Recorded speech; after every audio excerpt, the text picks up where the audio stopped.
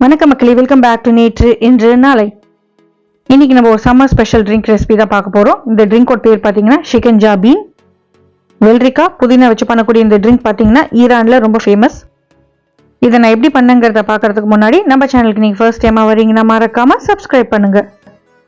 இந்த ட்ரிங்கை சர்வ் பண்ணும்போது எதோ நீங்கள் சோடா சேர்க்கலாம், இல்லைன்னா தண்ணியும் சேர்த்து பண்ணலாம், உங்களோட சாய்ஸ் தான்.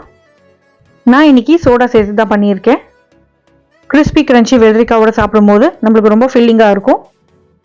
இந்த ட்ரிங்க்குக்கு முதல்ல நம்ம ஒரு சிரப் பண்ணிக்க போகிறோம். சிரப் பண்ணுறதுக்கு ஒரு கடாயில் 1 கப் அளவுக்கு சர்க்கரை, 1 கப் அளவுக்கு தண்ணி சேர்த்துக்கோங்க. சர்க்கரை நல்லா தண்ணியில் கரையிற வரைக்கும் ஃப்ளேமை லோ டு மீடியம் வச்சுட்டு கிளறிட்டே இருங்க. ஹை ஃப்ளேமில் பண்ணிங்கன்னா சர்க்கரை கிறிஸ்டலைஸ் தான் ஆகுமே தவிர உங்களுக்கு கரையாது. நல்லா கொதிச்சு சர்க்கரை கரைஞ்சதுக்கு அப்புறமா தான் நம்ம புதினா சேர்க்கணும். ஒரு கைப்பிடி அளவுக்கு புதினாவை நல்லா தண்ணியில் வாஷ் பண்ணிவிட்டு இதில் சேர்த்துக்கோங்க. காம்போட கூட நீங்கள் சேர்க்கலாம். புதினா சேர்த்ததுக்கு அப்புறமா நல்லா கலந்து விட்டுருங்க. ஒரு 2 நிமிஷம் கொதிக்கட்டும். சர்க்கரை கரைஞ்சதுக்கு அப்புறமா தான் நீங்கள் புதினா சேர்க்கணும். புதினோட வாசனையெல்லாம் நல்லா இந்த பாகில் இறங்கட்டும்.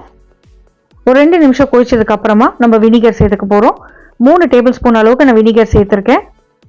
நீங்கள் எந்த வினிகர் வேணாலும் சேர்த்துக்கலாம். நான் இன்னைக்கு ஆப்பிள் சைடர் வினிகர் சேர்த்துருக்கேன். நம்ம வினிகர் சேர்த்து இந்த சிரப் பண்ணுறதுனால இந்த சிரப்பில் நம்ம தனியாக எலுமிச்சைப்பழம் எதுவுமே புழிய வேண்டாம். ஜஸ்ட் அப்படியே சேர்த்துட்டு நம்ம ட்ரிங்க் பண்ணிக்கலாம். வினிகர் சேர்த்ததுக்கு அப்புறமா நல்லா கலந்து விட்டுருங்க. கொதிக்கட்டும். பாகு உங்களுக்கு நல்லா கொதிச்சு அந்த பிசுபிசுப்பு பதம் வரணும்.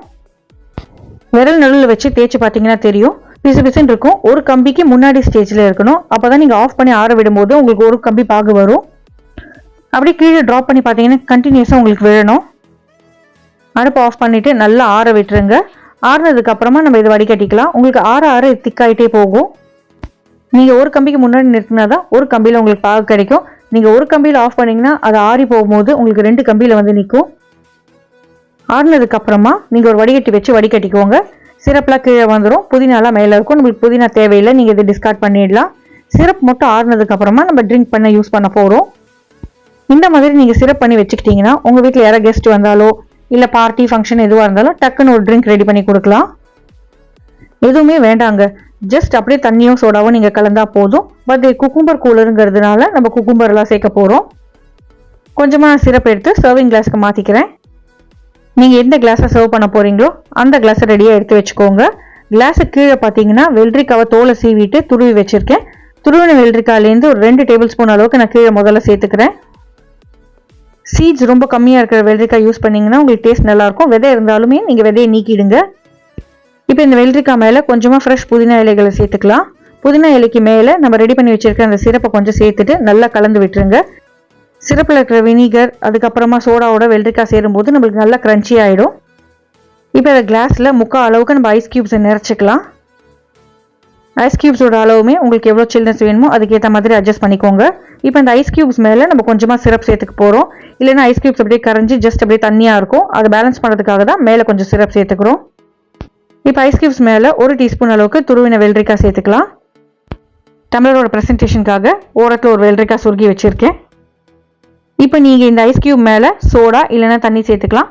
சோடா சேர்க்கும் போது நம்மளுக்கு நல்லா அப்படியே பபிள் ஆகி வரும். ஏன்னா நம்ம சோடாவும் வினிகரும் ரியாக்ட் ஆகும். அந்த ஃப்ராக் பார்த்தீங்கன்னா உங்களுக்கு ரொம்ப நேரம் அப்படியே நிற்கும். அவ்வளோதாங்க, அப்படியே ஒரு ஸ்ட்ரா போட்டு சர்வ் பண்ணிட்டீங்கன்னா சாப்பிட்றதுக்கு சூப்பராக இருக்கும். இந்த ட்ரிங்க் உங்களுக்கு பிடிச்சிருக்கும்னு நினைக்கிறேன். உங்கள் வீட்டில் கண்டிப்பாக ட்ரை பண்ணி பாருங்கள். ட்ரை பண்ணி பார்த்துட்டு எப்படி வந்ததுங்கிறத எனக்கு கமெண்ட்ஸில் சொல்லுங்கள். நம்ம சேனலுக்கு நீங்கள் ஃபர்ஸ்ட் டைமாக வரீங்கன்னா லைக் பண்ணுங்கள், ஷேர் பண்ணுங்கள், மறக்காமல் சப்ஸ்கிரைப் பண்ணுங்கள். தேங்க்ஸ் ஃபார் வாட்சிங். Have a great day.